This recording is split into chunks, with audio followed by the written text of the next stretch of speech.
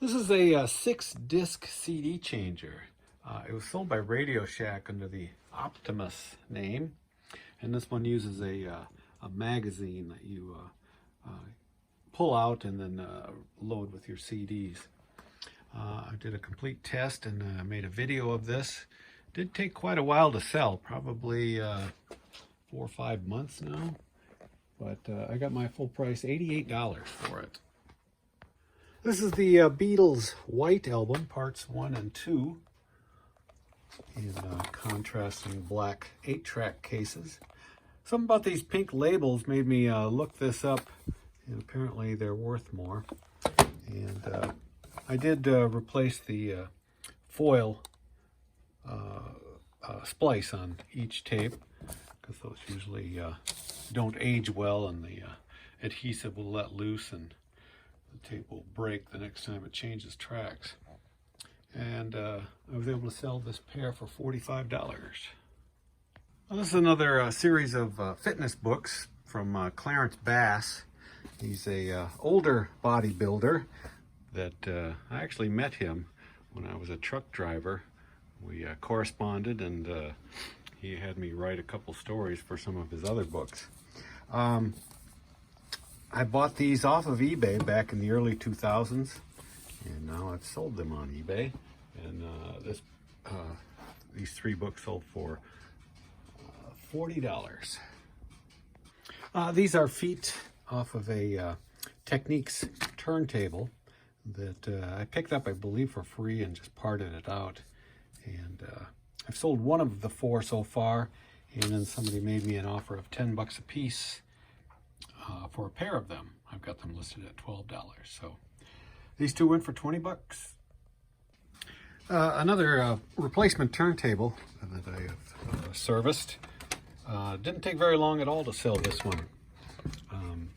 This one is branded Panasonic. I mean, it is a BSR turntable, but it came out of a Panasonic all-in-one system. And I considered refurbishing the whole thing, but with these replacement turntables, sell much faster and are much easier to pack, of course. And they go for $185. This is a Leroy Demon print. It's called Arnie in the Rain, April 7th, 1973, at Augusta.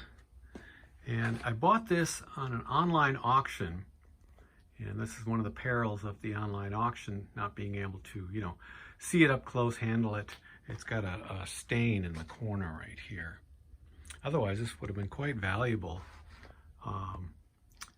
I mean, I didn't pay a lot for it, but a lot more than I normally would have if I hadn't done the research and saw its value. And I think I spent $8 or $10 on it. Anyway, I had it up for $50, and somebody yesterday, after a couple of months now, made an offer of $25, and I thought, let's just get it out. So this Leroy Neiman Arnie in the Rain, $25. I was going through some stuff in a closet, and I discovered an old watch box that I had, a collector's box, sort of a display box with a lot of watches still in it that I'd kind of forgot about. And this is one of them. This is a Lord Elgin from the early 50s. It's got a nice faceted 14 karat gold filled case and a Chrysler stretch band on it. It's kind of unique with these leather inserts. It does run, although it will stop at times. And I was able to sell this same day I listed it for $125. Now this is the motor assembly for one of those schoolroom type record players. This would be a Newcomb brand. And I decided to part that one out. And this motor sold for $25. This is a pair of military combat boots, actually from the Vietnam era. You can always find the size on these embossed right at the top, and even gives the date. And they're kind of a weird size. I believe they're size 9, but they're extra wide. So it took a while Actually, it didn't take too long to sell. I thought it would take a lot longer, but just maybe a couple of weeks. And I was able to get $100 for these combat boots. This is a Rolf's leather wallet or billfold. I picked up a couple of new wallets at a garage sale, I believe last spring. Still new, and I was able to get $10 for it. This jean jacket is a Marlboro branded one, made in Brazil. And it's got this nice leather collar that's in actually good shape. Oftentimes you find these cracked and peeling. And even though it's a medium size, it took forever to sell. I'm not sure what's going on with the jean jacket sales. I used to just buy them all the time like 5 years ago, and they'd sell right away. And I've got a ton of them right now. Some real good brands, Lee and Levi's. And they're just not moving, but this one finally sold for $29. This is a small record case full of 45s. A lot of, I can get one out of here, pretty tight. A lot of odd labels in here.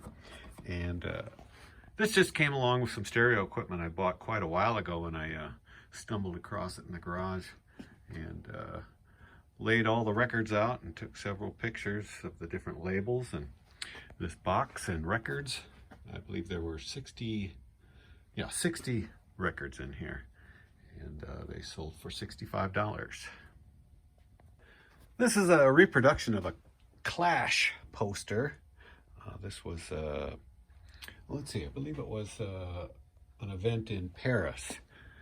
And I found this at a St. Vincent, and it was just like $1 or $2. So I thought, well, I could take a chance on that. It's in this hard plastic sleeve, and it sold for $25.